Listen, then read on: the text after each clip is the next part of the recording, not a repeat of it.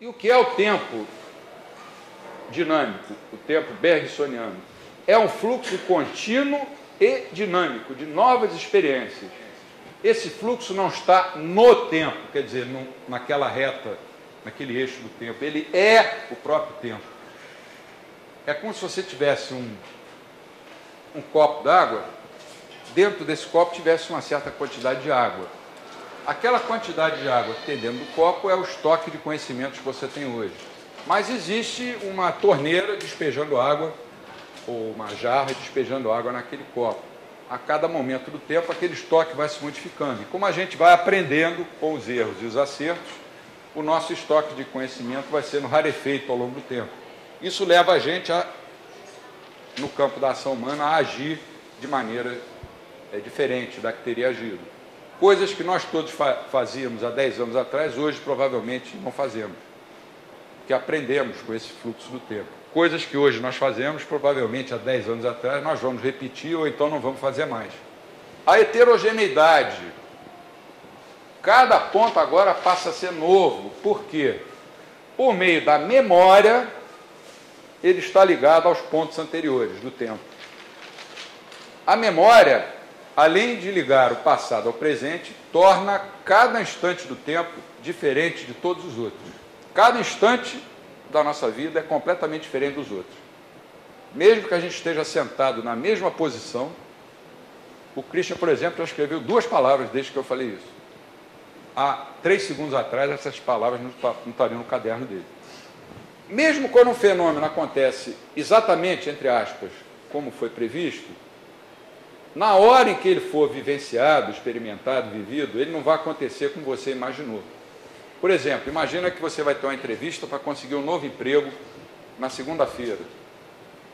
Aí você imagina que vai chegar numa sala, que vai ter um tapete cinza, uma persiana, uma secretária vai te receber, vai perguntar se você quer água, quer café, você vai esperar uns 10 minutos, vai fazer entrevista lá com a pessoa que você marcou e vai conseguir o emprego.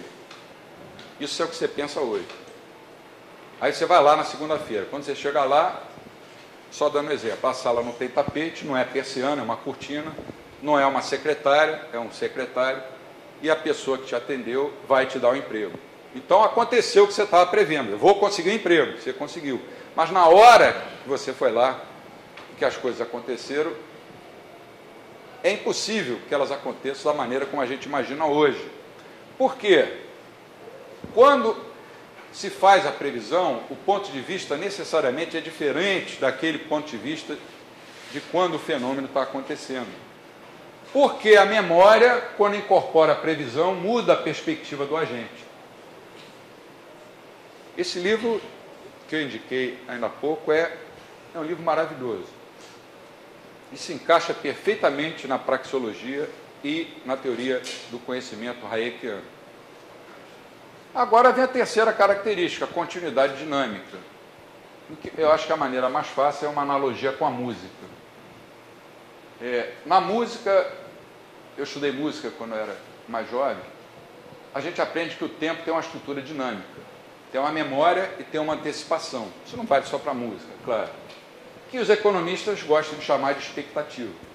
Então o tempo tem uma estrutura dinâmica, memória e antecipação. Essa memória, essa antecipação ou expectativa geram a continuidade dinâmica, em que cada instante do tempo não é independente nem pode ser isolado dos outros. E aí, já indo para a nossa finalidade, que é entender bem o processo de mercado, é essa continuidade dinâmica que é a própria essência, a própria natureza, a característica principal do processo de mercado. Vamos imaginar que nós agora vamos ouvir uma música que nós nunca ouvimos. E eu vou colocar essa música em 3 trechos aí. Então, nesse momento, nós não ouvimos a música é desconhecida, o nosso estoque de conhecimentos é 0. Então, eu vou botar a primeira parte.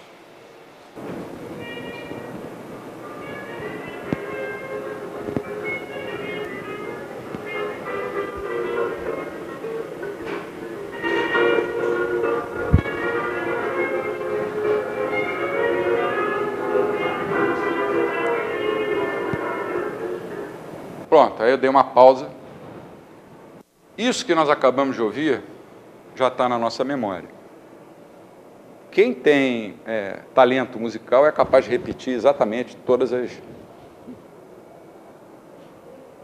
as notas que acabaram de ouvir. Eu conheci o maestro, fui aluno dele, que ele foi assistir um filme em uma ocasião, assistiu o filme, gostou da trilha sonora do filme, quando chegou em casa escreveu tudo na partitura e estava igualzinho.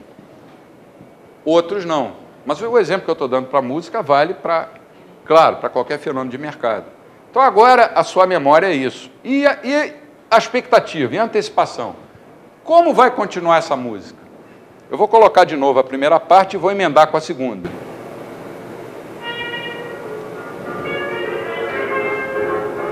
Depois eu digo o nome da música.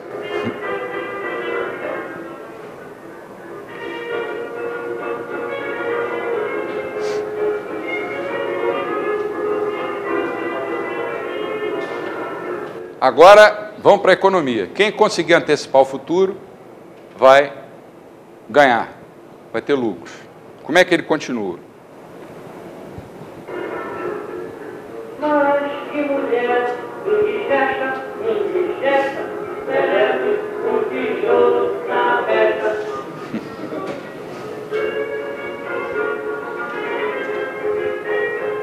Merece um tijolo na peça.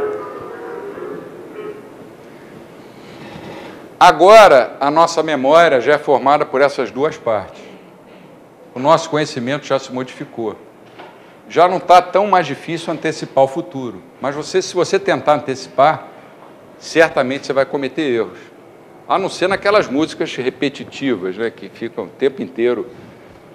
Vamos botar só a terceira parte para ver como ele termina. Essa voz é do Noel Rosa. Eu peguei uma música bem antiga, porque ninguém conhece, que ele fez, dizem, para a sogra dele. Como é que ele continua?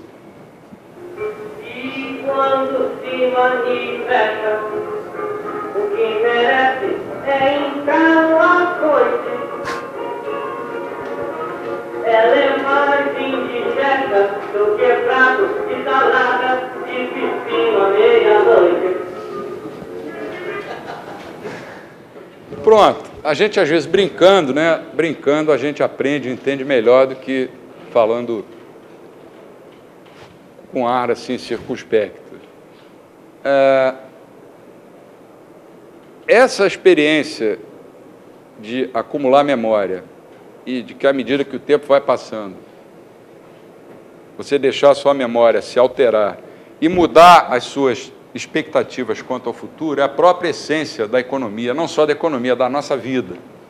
Da nossa vida. Não vale só para a economia, isso vale para a vida inteira. Para todos os ramos da nossa vida. O tempo é uma coisa contínua e dinâmica. Repetindo, o tempo é um fluxo permanente de novas experiências, permanente e contínuo de novas experiências. O tempo é isso, o tempo não está nisso. Quer dizer, esse fluxo permanente e contínuo de experiências novas não estão em nenhum ponto de nenhum eixo newtoniano. Eles são o tempo. Esse é o conceito de tempo real, ou tempo dinâmico, ou tempo austríaco, ou la durée, como dizia o Bergson. E a eficácia causal é uma decorrência da heterogeneidade. O simples passar do tempo é uma fonte permanente de novidades. Por quê? Porque a memória, como ela vai alterando as expectativas, o tempo passa a ser criativo e os mercados a serem vistos como processos de descoberta. Esse crescimento do conhecimento que se manifesta através das descobertas é a força endógena que movimenta o sistema econômico sem parar. Quem tem mais conhecimento, a gente vai ver características do conhecimento ainda nessa primeira fase. Quem tem um conhecimento melhor ou mais apurado pode, no processo de agir, tomar decisões mais corretas do que quem não tem esse conhecimento.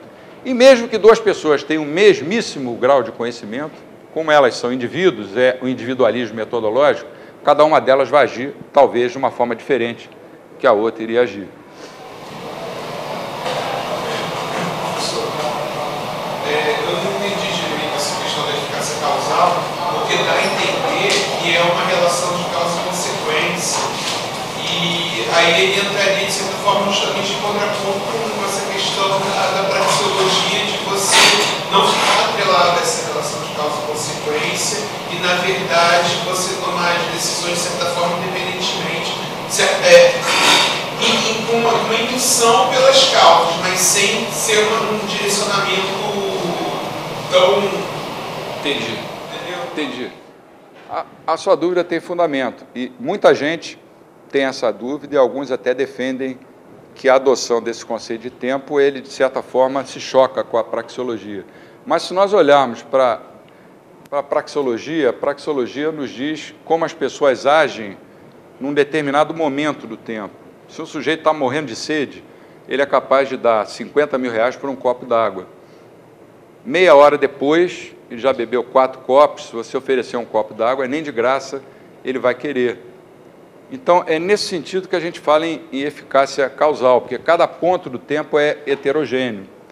Quer dizer, em princípio, parece que há um conflito com a praxeologia, mas se a gente analisar direitinho, vai ver que não tem, que dá para, como é que eu vou dizer, harmonizar os dois conceitos. Porque a praxeologia não diz que a gente não erra, ela diz que a gente, em cada momento do tempo, toma a decisão que acha, naquele momento, que é a mais adequada, a melhor. E, com certeza, o conceito de tempo dinâmico se aplica muito mais à praxeologia do que o conceito de tempo estático. Por exemplo, um economista que usa praxeologia jamais vai usar uma curva de demanda, uma curva de oferta ou qualquer gráfico, porque ele sabe que aquilo não existe, porque aquilo é baseado no conceito de tempo newtoniano. Não sei se eu ajudei a responder a tua pergunta, ou se...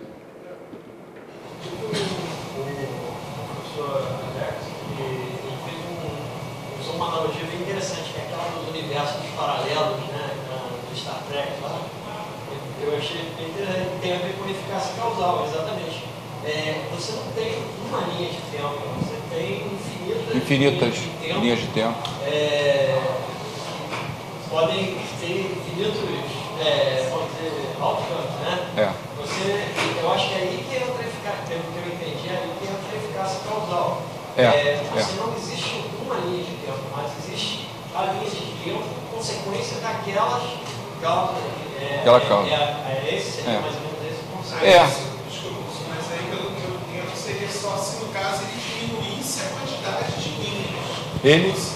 Se essa eficácia causal se faria sentido, se na verdade ela, dentro dessa analogia, ela diminuísse as linhas de possibilidades.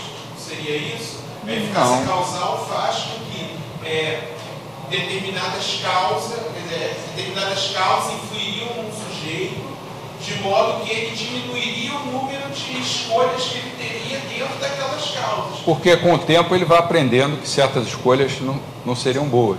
Sim. Mas aí, no decorrer do tempo, podem aparecer novas escolhas que ele ainda não avaliou se são boas ou não.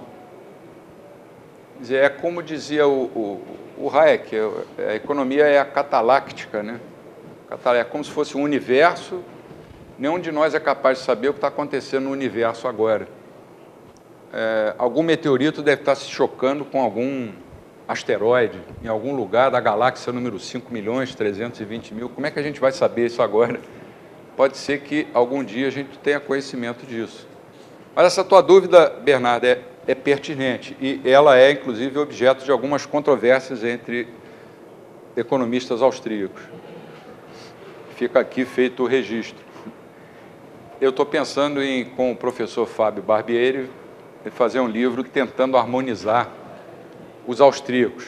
Nós somos tão pequenos, por que vamos brigar? Pelo menos externamente, vamos mostrar a união. E a roupa suja, que não é tão suja assim, a gente lava dentro de casa.